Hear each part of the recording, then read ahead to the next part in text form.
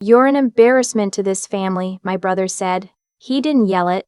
That was the worst part. He said it the way you'd comment on the weather. Flat, certain, like it was just a fact everyone already knew. My mother was standing 3 feet away, folding a dish towel. She didn't look up. That was the moment I understood, not the words, the dish towel. I should back up. My name is not important. What's important is that for 26 years I was the wrong daughter. Not the evil kind of wrong, just the inconvenient kind. The one who asked too many questions, who didn't smile at the right moments, who got a scholarship to study graphic design instead of something real, like business or nursing. The one who, at family dinners, somehow always ended up at the corner of the table where the leg wobbles. My brother, I'll call him my brother, because that's all he ever really was to me, a title, not a person, is 4 years older. He was the golden one. Still is, probably, in my mother's mind, even now. He played baseball in high school, got decent grades, married a woman my parents approved of before he even finished college. He knew how to exist in that family in a way I never figured out. He laughed at my father's jokes. He asked for seconds at dinner. He was comfortable in a way I found genuinely baffling, like watching someone swim in water I knew was freezing and seeing them act warm. My sister-in-law, I'll call her my sister-in-law. She came into the family when I was 22, and she had a way of smiling at me that never reached her eyes. Not mean, exactly. Just evaluating. Like I was an item on a shelf she kept deciding wasn't worth the price. And my parents. My mother was the quiet kind of unfair. She never said cruel things outright. She just arranged circumstances. Who got the bigger room when we were kids? Whose recital she attended and whose she had a scheduling conflict for? Whose career choices she asked about at dinner versus whose she changed the subject away from? My father was more direct. He wasn't a bad man in the way people mean when they say that. He provided, he showed up, he didn't drink. But he had a blueprint for what a daughter should be, and I kept failing the inspection. I moved back home at 24. I know how that sounds, but I had just lost my apartment, my roommate had left without notice and taken her half of the rent with her, and I was freelancing enough to survive, but not enough to carry a full unit alone. I told myself it was temporary.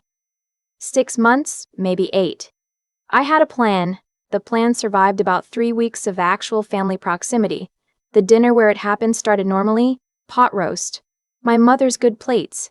My brother and his wife had come over, which meant my father was in a good mood and my mother had put on her good cardigan. I sat down and immediately spilled a little water reaching across for the bread. Nobody said anything but my sister-in-law made a small noise and moved her plate. The fight, if you could call it that since I barely spoke, started over my work. My father asked what I was doing, the way he always asked, which meant he wanted an answer he could understand and be proud of, and I was not going to be able to provide one. I said I'd been doing brand identity work for a few small businesses, and that I had a potential contract coming up that could be significant. He nodded in the way that meant he wasn't listening. My brother said, not unkindly at first, that maybe I should think about getting into something with more stability. His wife agreed. My mother started clearing plates that weren't finished yet. I said I was building something. I said it was going well, actually, that the contract was real and I'd been doing this for 2 years and I knew what I was doing. My brother looked at me across the table and said it. The embarrassment line. Flat. Certain. And my mother folded the dish towel. I sat there for maybe 4 seconds. I counted them, I think, the way you do when you're deciding whether to cry or not. I decided not. I said, okay, just that. I went to my room and I sat on my bed and I looked at the posters I'd had since I was 17, still on the walls because no one had ever suggested I could do anything different with them, and I thought about what it means to be a guest in the place you grew up. That's what I was. I had been a guest in that house my whole life, and no one had told me until now. I packed 2 bags that night. Not everything. I didn't have the logistics for everything.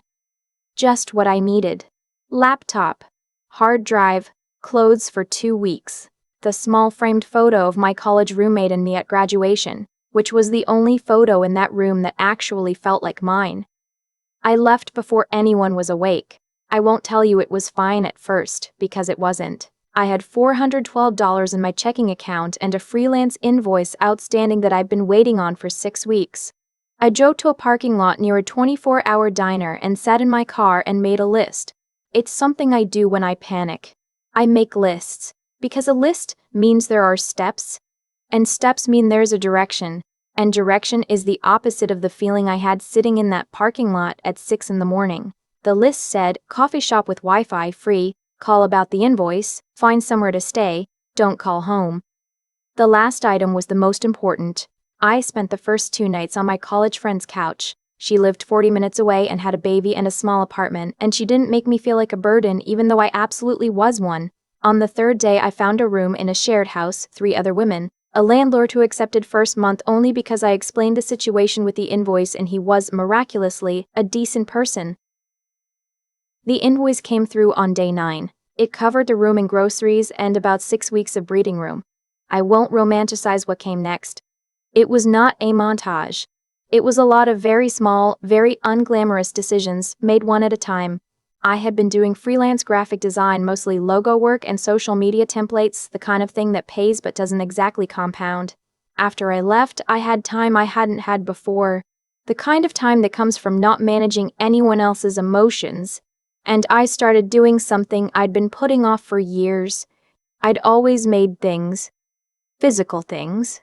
Not just on screens. When I was a teenager, I used to make hand-lettered cards, illustrated pieces, small prints.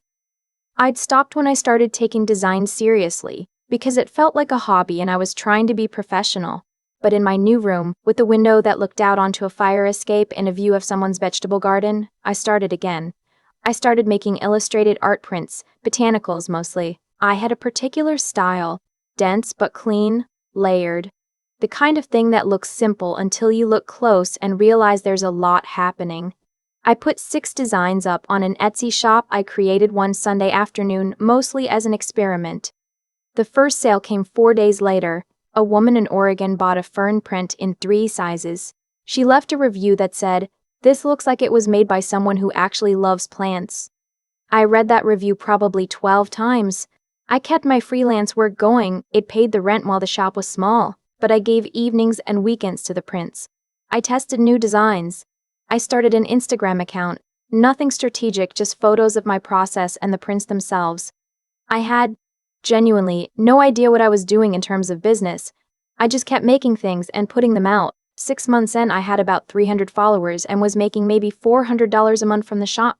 Not life-changing, but real. Then a design account with 80,000 followers reposted one of my botanical prints. Said it was the most beautiful thing they'd seen come across their feed in months. My phone started making a sound I'd never heard before, the Etsy notification sound, over and over. I got 200 sales in 72 hours. I sat on my floor and put my face in my hands and stayed like that for a while. I want to be honest about the timeline because I've seen these stories told like success is a sudden cliff you walk off, and then you're flying. It isn't. After the repost surge, there was a slow period. I had to figure out printing, shipping, packaging, customer service, inventory. I made mistakes. I had 3 orders that arrived damaged because I'd used the wrong mailer. I refunded them, apologized, lost money. I had a design that I was proud of that sold almost nothing. I had a slow January that scared me. But I also had something I hadn't had in my parents' house. The feeling that my problems were mine to solve. That's hard to explain to people who haven't lived the alternative. When the package got damaged, I fixed it. When January was slow, I analyzed what was selling and made more of it. I wasn't managing anyone's disappointment in me at the same time I was managing the actual problem. That's not nothing. That's actually enormous. By month 14, I had over 4,000 sales and had started wholesaling to 2 small boutiques. By month 18, one of those boutiques was in a town that got featured in a lifestyle magazine, and my prints were photographed in the background of a feature on independent artists to support. Not me specifically, just the prints, incidentally, in the corner of a beautiful room. But people found the shop from it. I hired a part-time assistant for order fulfillment at month 20. Her name is Justine. She is 23 and meticulous and has strong opinions about mailer tape, and she is the first person I ever paid for work, and I remember signing that first payment feeling like something had shifted in a way I couldn't name. I moved into my own apartment at month 22. 1 bedroom, hardwood floors, A window in the kitchen. I unpacked everything into it, not 2 bags this time, real furniture, real dishes, and I sat in the middle of the empty living room floor the first night and called my college friend and said, "I have a place." She cried. I almost did. I hadn't spoken to my family in all that time. I want to say I thought about them every day, but honestly, the first few months I thought about them constantly, and after that less.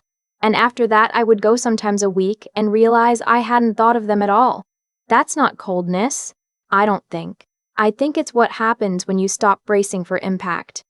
I blocked my brother's number after he sent a text 3 weeks after I left. The text said, "Mom's upset. You should call her." No acknowledgement of what he'd said. No apology. Just reassigning the problem back to me, same as always. I blocked him and I blocked my sister-in-law, and then, after I thought about it for 2 days, I blocked my parents too. Not forever, I told myself. Just for now. I needed the silence to be complete or I wasn't going to be able to build anything. My mother tried an email about 4 months in. It was long. It talked about family and how I was hurting people and didn't mention the dish towel or my brother's words at all. I read it twice and didn't respond. I'm not proud of that, and I'm also not ashamed. I was in survival mode, and that email was not a lifeline, it was an anchor. It was about 2.5 years after I left that I heard anything real about what was happening with them. My mother had reached my college friend somehow, I don't know how, LinkedIn maybe, or a mutual contact, and asked her to pass along a message. My friend texted me about it first, asking if she should. I said yes, tell me. The message was this. My father had lost his job 8 months earlier. He'd been with the same company for 19 years and they'd restructured. He was 61 and finding re-entry very hard. My brother and his wife had been helping financially for a while, but they were stretched now too. They were talking about selling the house. My friend added at the end, "Your mom wants to talk. She said she's sorry. She said she understands if you don't want to." I sat with that for a long time. I called my college friend back and said, "Thank you for telling me. Can you let her know I received it?" My friend said, "That's all." I said, "That's all for now." My brother called from an unknown number 2 weeks later. I answered because I answer unknown numbers for work. He said my name. Just that, at first. Then he said he wanted to explain some things. I said, "Okay." He talked for a while. He said he'd been under a lot of pressure back then. He said he didn't mean it the way it came out. He said my parents needed help, and that he and his wife couldn't do it alone, and they were hoping that maybe, and here his voice shifted into something that was trying to be casual, maybe I'd be in a position to contribute something. There it was. I let him finish. I'm good at listening. I always have been. Then I said, "I need you to tell me something first." He said, "What?" I said, "Do you remember what you said at dinner? About 2.5 years ago?" There was a pause, long enough that I could hear him deciding. He said, "I said some things that were out of line." I said, "I need you to say specifically what you said." Another pause. He said, "I said you were an embarrassment to the family." I said, "Yes, you did?" He started to say something about context, about stress at work, about how he'd been dealing with things I didn't know about. I said, "I believe you that it was a hard time. It was a hard time for me too. I moved out with 2 bags and $400 and I didn't call anyone for help because I knew how that call would go." He didn't say anything. I said, "I'm not able to help financially right now. I'm still building my business and my own stability has to come first." That was not entirely true. I could have helped. Not enormously, but meaningfully. I had the apartment and the savings and the assistant and the next collection half designed. But I thought about the dish towel. I thought about my name set across that table like a verdict. I thought about the email that said you're hurting people without acknowledging who had been hurt first. I wasn't able to help them. Not yet. Maybe not ever in the way they were asking. "I wish you all the best," I said. And I meant it. I do, genuinely. I just mean it from a distance. He hung up without saying goodbye. I thought about that call for days. Not with guilt, exactly. More with a kind of clarity that was almost physical. Like when your eyes adjust to a dark room and you can finally see the outlines of things. I had spent 26 years trying to be legible to people who had decided I wasn't worth reading. I had folded myself into smaller and smaller configurations, trying to fit a space that was never built for me. And when I finally stopped, when I left with 2 bags and $412 and drove to a parking lot and made a list, that was the first decision I had ever made entirely for myself. The prints I make are dense and layered. When people see them for the first time, they sometimes say, "Oh, it's simple." And I let them look longer and watch their face change when they realize it isn't. There's a lot in there. It just doesn't announce itself. I think that's the most honest thing I've ever made. My Instagram has 112,000 followers now. I have a second collection coming out in 6 weeks, a series of night-blooming flowers, things that open in the dark, which felt right for reasons I didn't need to explain to anyone. I'm working on a licensing deal with a stationery company that would be the biggest contract I've ever signed. Justine handles the shipping. I have a real desk now. I drink my coffee in the morning in my own kitchen at my own table with a view of a neighbor's maple tree that turns extraordinary colors in fall. If you were me, back then, sitting in that parking lot before the sun was fully up, $400, 2 bags, a list. I don't know what I would tell you. Maybe just this. The people who told you that you weren't worth wanting were giving you information about themselves, not about you. Go make something. The rest has a way of following. I've thought a lot about what makes a person finally move, not the big dramatic moment. Though my brother's words at that dinner table were dramatic enough, what I keep coming back to is my mother and the dish towel. The way she just kept folding it. That's the thing that actually made me pack. There's something that happens when you realize the people around you have already decided who you are and have no interest in being corrected. You can keep showing up and trying to change their minds, or you can accept that their certainty about you is their problem, not yours, and walk out the door. I chose the door. Not because I was brave. I was terrified. But because staying had stopped being survivable. I think about cause and effect a lot now, not in a mystical way. Just in the plain, observable way. Actions have consequences that follow them the way shadows follow bodies. My brother said what he said in front of our mother, who said nothing, in a house where that kind of thing had been allowed to accumulate for years. That pattern, cruelty permitted, silence as endorsement, had consequences. For me, first. And then eventually for them. I didn't cause their difficulties. My father's job loss had nothing to do with me. But I'm also not responsible for fixing what I didn't break. That's the part people sometimes struggle with. The idea that you can wish someone well and still not hand them the lifeline they're asking for. Both things can be true. I genuinely hope my parents find stability. I genuinely was not able to be the one to provide it. Those 2 facts sit in me without contradiction now. Though it took a long time to get there, what I know is this: the prints I make, the business I built, the apartment I sit in every morning with my coffee. None of it came from being wanted by the right people. It came from deciding that my own assessment of my worth was more reliable than my family's. That is not arrogance. That is just basic self-preservation dressed up in better clothes. Justine, my assistant, asked me once how I knew the shop was going to work. I told her I didn't. I just knew that not trying was the only guaranteed failure. You make the thing. You put it out. You fix what breaks. You don't wait for someone's approval before you begin, because the approval was never coming and the beginning was the whole point. My brother called wanting help, and what he got instead was honesty. I think that was actually the more generous thing to give him. Not money. Clarity. The same clarity I had to find for myself, sitting in a parking lot at dawn with a list and $400. If there's anything worth taking from this story, it's that the people who underestimate you are not oracles. They're just people with limited vision and too much confidence in it. Your job is not to convince them. Your job is to build the thing anyway, in the room they didn't think you deserved, with the skills they didn't think you had, until the evidence makes the argument for you without you having to say a word. Go make something. The rest tends to follow.